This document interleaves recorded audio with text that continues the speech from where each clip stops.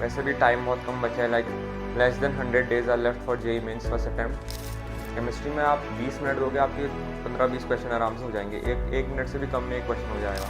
तो केमिस्ट्री में ऐसी कोई फुल डिटेल स्ट्रैटेजी नहीं है, या फिर कोई ऐसी स्ट्रैटेजी नहीं है जो कि मैथ्स या फिजिक्स में थी, बिकॉज मैथ्स और फिजिक्स थोड़े हार्ड होते हैं, केमिस्ट्री काफ़ी ईजी है उन दोनों के कंपेरिजन में। सॉल्ट एनालिसिस में कुछ कुछ टॉपिक्स ऐसे होते हैं जो कि याद करने वाले होते हैं, और लोग सोचते हैं कि यार याद कैसे करें, इससे सर मैथ्स या फिजिक्स पढ़ लेते नंबर बढ़ जाएंगे।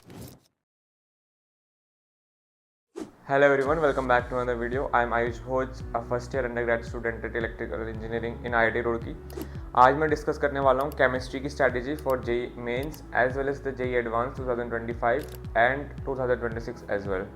केमिस्ट्री एक ऐसा सब्जेक्ट है जो कि मैथ्स और फिजिक्स की तरह टफ नहीं है, बट आपका स्कोर काफ़ी इंप्रूव कर सकता है अगर आपको केमिस्ट्री आती है। और बहुत सारे लोग ऐसे होते हैं जो केमिस्ट्री नहीं पढ़ते बिकॉज उन्हें काफ़ी बोरिंग लगती है, फिर रटने का सब्जेक्ट लगता है, बट मार्क्स एंड में केमिस्ट्री से काफ़ी इंप्रूव हो सकते हैं। अगर आपकी केमिस्ट्री बहुत ज़्यादा स्ट्रॉन्ग है तो आप आईआईटी में पहुंचने के आपके चांसेस बहुत ज़्यादा बढ़ जाएंगे। तो इस वीडियो के 4 पार्ट होने वाले हैं। पहले पार्ट में मैं डिस्कस करूंगा सिलेबस कंप्लीशन के बारे में कि सिलेबस कैसे कंप्लीट करना है। Second part is the question solving and revision.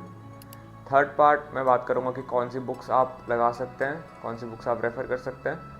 And fourth part में बताऊँगा कि आपको पेपर कैसे सॉल्व करना है, क्वेश्चंस को कैसे अटेम्प्ट करना है, क्योंकि केमिस्ट्री जो है वो आपका स्कोर बहुत ड्रास्टिकली इंप्रूव कर सकती है। अगर आपने केमिस्ट्री को इग्नोर किया तो आपका स्कोर गिरेगा, आपकी परसेंटाइल गिरेगी, रैंक गिरेगी। इसलिए केमिस्ट्री एक काफ़ी इंपॉर्टेंट पार्ट है और काफ़ी इजी पार्ट भी है, तो ये स्कोरिंग माना जाता है। इसलिए आज की वीडियो का टॉपिक केमिस्ट्री है। तो सबसे पहले बात करते हैं सिलेबस कंप्लीशन के बारे में। तो सिलेबस कंप्लीट आपको कैसे करना है। केमिस्ट्री के 3 पार्ट्स हैं, ऑर्गेनिक, इनऑर्गेनिक और फिजिकल। फिजिकल केमिस्ट्री में मैं कहूँगा कि 1 शॉट लेक्चर्स आर सफिशिएंट। वैसे भी टाइम बहुत कम बचा है, like less than 100 days are left for JEE mains first attempt, but still अगर आप फिजिकल केमिस्ट्री में 1 शॉट लेक्चर देखते हो तो I think it's sufficient for mains. और एडवांस के लिए भी मैं अगर थोड़ी बहुत थ्योरी आप क्वेश्चंस लगाते हो तो 1 शॉट लेक्चर फिजिकल केमिस्ट्री के लिए मुझे लगता है सफिशिएंट है। बात करते हैं ऑर्गेनिक केमिस्ट्री की। ऑर्गेनिक केमिस्ट्री में अगर आपके पास टाइम है, अभी आप 3 महीने बचे, 3 महीने में आप पूरा सिलेबस कंप्लीट कर सकते हो ऑर्गेनिक का। तो अगर आपके पास टाइम है तो आप फुल लेंथ लेक्चर्स देख सकते हो, वरना केमिस्ट्री में भी आपको अच्छे 1 शॉट्स मिल जाएंगे। तो इन सब की लिंक्स मैं आपको पिन कमेंट में दे दूंगा या फिर डिस्क्रिप्शन में दे दूंगा कि कहाँ से आप अपना केमिस्ट्री का सिलेबस अगर आपका छूटा हुआ है तो उसको कंप्लीट कर सकते हैं, या फिर अगर आपका बैकलॉग है तो आप कंप्लीट कर सकते हैं। तो फिजिकल केमिस्ट्री में आप लगा सकते हैं 1 शॉट, ओसी में दोनों चीज़ें कर सकते हैं। मैं आपको अच्छे 1 शॉट्स की भी लिंक दे दूंगा। अब बात करते हैं आईओसी की। इनऑर्गेनिक केमिस्ट्री ऐसा सब्जेक्ट है जिसको लेक्चर देखने से कम और किताब पढ़ने से ज़्यादा समझ में आएगा, बिकॉज थोड़ा सा आपको याद रखनी पड़ेंगी चीज़ें, एंड थोड़ा बहुत रटने का सब्जेक्ट तो है ही। तो इनऑर्गेनिक केमिस्ट्री में आप लेक्चर्स देख सकते हैं, 1 शॉट भी कैसे भी देख सकते हैं, आपको एक बार देखने हैं और नोट्स बनाने हैं। इनऑर्गेनिक केमिस्ट्री को पढ़ने का तरीका यही है कि आपको नोट्स को बार बार रिवाइज करना है, लेक्चर्स को नहीं देखना, नोट्स को बार बार रिवाइज करना है। तो इनऑर्गेनिक केमिस्ट्री में आप 1 शॉट देखें चाहे कुछ भी देखें, नोट्स अच्छे से बनाएं एंड इसको रेगुलरली रिवाइज करते रहें। नाउ बात करते हैं कि क्वेश्चन सॉल्व कैसे करना है, रिवीजन कैसे करना है। तो क्वेश्चंस आपको कहाँ से करने हैं, पहली बात तो मैंने लास्ट वीडियोस में भी बताया मैथ्स एंड फिजिक्स की स्ट्रैटेजी में कि सबसे पहले आपको कोचिंग का मटेरियल करना है और क्लास नोट्स के क्वेश्चन करना है। अगर वो आपका हो जाता है तो उसके बाद आप डीपीपी पे जा सकते हैं या कोचिंग के मॉड्यूल्स पे जा सकते हैं, एंड उसके बाद बुक्स पे जा सकते हैं, जो कि मैं अभी बताने वाला हूँ आगे पार्ट में। रिवीजन की बात करें तो फिजिकल केमिस्ट्री में रिवीजन होता है क्वेश्चन से। आपके सारे फार्मूलाज आपके शॉर्ट नोट्स में होने चाहिए, एंड आप उन फार्मूलाज को रिवाइज आपको करना पड़ेगा रेगुलरली। हर चैप्टर के कुछ कुछ फार्मूलाज होते हैं, कुछ कुछ बेसिक क्वेश्चंस होते हैं जो कि पेपर में आ सकते हैं, एंड PYQs आप रेफर कर सकते हैं। इनऑर्गेनिक केमिस्ट्री और ऑर्गेनिक केमिस्ट्री के लिए आप रिवीजन के लिए NCERT पूरी आपको अच्छे से आनी चाहिए। आप NCERT लाइन बाय लाइन पढ़िए, 2-3 बार पढ़िए, जितनी बार आपको रिवीजन, मतलब आप रिवीजन जितना ज़्यादा करेंगे उतना ज़्यादा आपको याद रह पाएगा एंड उतना ज़्यादा आपका स्कोर इंप्रूव हो पाएगा, क्योंकि एग्जाम डे पे क्वेश्चन NCERT से कहीं से भी लाइन से आ सकता है, एसेशन रीजन टाइप आ सकता है, या फिर कुछ भी आ सकता है। तो आपको रिवीजन कहाँ से करना है वो NCERT है, IOC और OC में। फिजिकल केमिस्ट्री में आपको क्वेश्चंस लगाने, और PYQs तो आपको तीनों में ही लगाने, बिकॉज PYQs से आपको पता चलेगा कि किस टाइप के क्वेश्चंस आते हैं। जैसे कि ऑर्गेनिक केमिस्ट्री में रिएक्शन मैकेनिज्म है, रिएक्शन मैकेनिज्म आप पढ़ेंगे, वो NCERT में अलग से कोई चैप्टर नहीं दिया हुआ है, बट अलग अलग चैप्टर्स में सारे के सारे मैकेनिज्म्स या फिर रिएक्शंस दिए हुए हैं। तो आपका रिवीजन NCERT से डायरेक्ट हो जाएगा कि आपको रिएक्शन दिख गई, मैकेनिज्म आप चाहे उस समय देखें ना, लेकिन आपको रिएक्शन दिख रही है अगर, तो आपका रिवीजन अच्छे से हो जाएगा। Now talking about the next part, that is the books that you can refer. तो बुक्स में सबसे पहले बात करते हैं ऑर्गेनिक केमिस्ट्री की।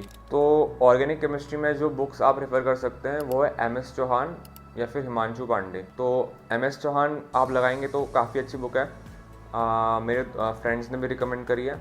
आई थिंक MS चौहान सबसे ज़्यादा लोगों ने रिकमेंड करी है, तो MS चौहान आपकी प्रायोरिटी पे होनी चाहिए। अगर आपका बाकी सब कुछ हो चुका है, आपको और क्वेश्चंस की प्रैक्टिस करनी है, तो MS Chauhan is the first book. Second is Himanshu Pandey. And IOC की बात करें तो VK जायसवाल बुक लगा सकते हैं, काफ़ी लोगों ने रिकमेंड करी। एंड NCERT तो एक ऐसी बुक है जो तीनों सब्जेक्ट में, तीनों ही पार्ट्स में आपके लिए इंपॉर्टेंट है, लेकिन IOC में सबसे ज़्यादा इंपॉर्टेंट NCERT इसलिए बन जाती है क्योंकि और कोई रिसोर्स है नहीं पढ़ने का। पूरी क्लियर कंसाइज थ्योरी किसी बुक में नहीं दी हुई है, लेकिन अगर आप NCERT पढ़ते हो या आपने टीचर के नोट्स पढ़ते हो तो वहाँ से आपका काफ़ी स्कोर ड्रास्टिकली इंप्रूव हो सकता है।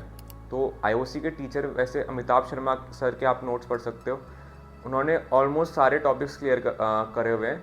अमिताभ शर्मा सर या फिर ओम पांडे सर के आप नोट्स पढ़ सकते हो IOC में, जिससे आपका स्कोर इंप्रूव होगा। और किताब की बात करें तो VK जायसवाल एंड NCERT तो खैर बहुत ज़्यादा इंपॉर्टेंट है। नाउ बात करते हैं फिजिकल केमिस्ट्री की।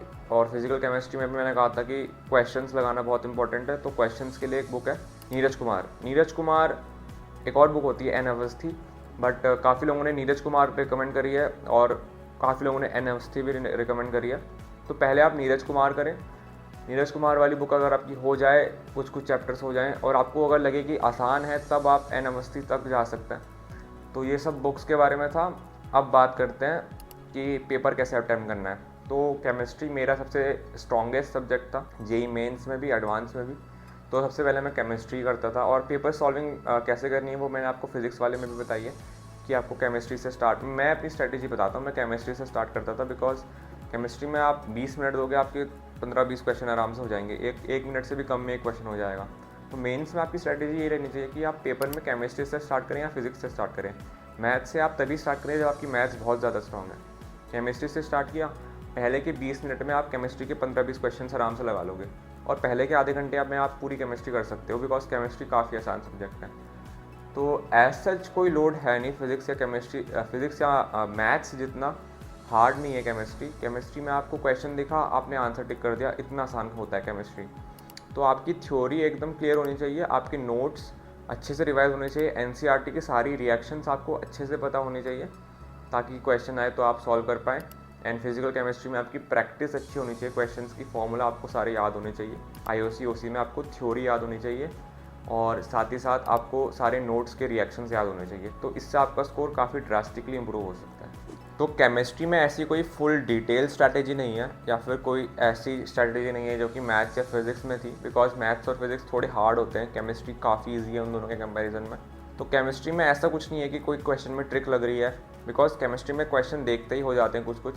एंड जिन क्वेश्चंस को मतलब टाइम लगता है 1 या 2 मिनट का, वो फिजिकल केमिस्ट्री के होते हैं, उसमें सिर्फ फॉर्मूला लगाना होता है, कैलकुलेशंस करनी होती है। तो ऐसा सच कोई ट्रिक नहीं है, मतलब ट्रिक्स हैं, लेकिन इस वीडियो में कवर करने लायक कुछ ट्रिक्स है नहीं। बाकी रिसोर्सेज की बात करें कि आपको वन शॉट्स कहाँ से देखने, फिजिकल केमिस्ट्री, IOC और OC तीनों ही के ही रिसोर्सेज मैं आपको पिन कमेंट या फिर डिस्क्रिप्शन में दे दूंगा। अगर आपका सिलेबस छूटा हुआ है या फिर आपको करना है, या फिर आपने कुछ भी नहीं कराया गया अभी तक, तब भी आपके लिए वो काफ़ी यूज़फुल होने वाले हैं। और पढ़ने का पैटर्न अगर मैं बताऊं, फिजिकल केमिस्ट्री में आप कोई भी चैप्टर कहीं से भी पढ़ सकते हो, बिकॉज मोस्टली चैप्टर्स एक दूसरे के इंडिपेंडेंट होते हैं, एक्सेप्ट फॉर फ्यू। मैं आपको रिकमेंड करूंगा कि आप पहले 11th के सारे चैप्टर्स कर लें, उसके बाद 12th पे आएँ फिजिकल केमिस्ट्री में। इनऑर्गेनिक केमिस्ट्री की बात करें तो इनऑर्गेनिक केमिस्ट्री सबसे पहले आपको पढ़ना है periodic table, then chemical bonding, उसके बाद आप पढ़ सकते हैं कोऑर्डिनेशन कंपाउंड्स, फिर सॉल्ट एनालिसिस, पहले मेटलर्जी, फिर सॉल्ट एनालिसिस, और उसके बाद बाकी के ब्लॉक केमिस्ट्री आप पढ़ सकते हैं। ऑर्गेनिक केमिस्ट्री में आपका क्या होना चाहिए सीक्वेंस, नोमेनक्लेचर, फिर जनरल ऑर्गेनिक केमिस्ट्री, और फिर रिएक्शन मैकेनिज्म आपने पढ़ा तो आपके सारे चैप्टर्स हो जाएंगे, hydrocarbon, haloalkane, ether, phenol, alcohol, सारे चैप्टर्स आपके हो जाएंगे। एंड लास्ट में practical organic chemistry, biomolecules, chemistry in everyday life, ये सब चैप्टर्स। और सॉल्ट एनालिसिस में कुछ टॉपिक्स ऐसे होते हैं जो कि याद करने वाले होते हैं, और लोग सोचते हैं कि यार याद कैसे करें, इससे अच्छा मैथ्स या फिजिक्स पढ़ लेते हैं, नंबर बढ़ जाएंगे। बट आई रिकमेंड दैट आप ये सब सोच के ये छोड़े ना कि ये याद करने की चीज़ें, because marks at the end आपको वो आपके +4 आराम से कर देगा। आपको देखा क्वेश्चन, आपका झट से आंसर आया, +4 हो गया। तो अगर याद करने की चीज़ें तो याद करने का ट्राई करें, जितना हो सके उतना ट्राई करें। ऐसा नहीं कि मैं कह रहा हूँ कि पूरी किताब ही रट दो, बट जितना आप कर सकते हो उतना याद करने का ट्राई करें, उसे रेगुलर बेसिस पर रिवाइज करते रहें ताकि आपका स्कोर ड्रास्टिकली इंप्रूव हो। ऐसा मत सोचिए कि केमिस्ट्री रटने का सब्जेक्ट है तो आप छोड़ ही देंगे। So that is all for today's video. अगर आपका कोई और डाउट रहता है केमिस्ट्री के बारे में तो आप कमेंट सेक्शन में लिख सकते हैं, I will try to help. और बाकी रिसोर्सेज के लिंक मैं आपको पिन कमेंट या फिर डिस्क्रिप्शन में दे दूँगा। So thank you for watching, please like, share and subscribe with your fellow aspirants.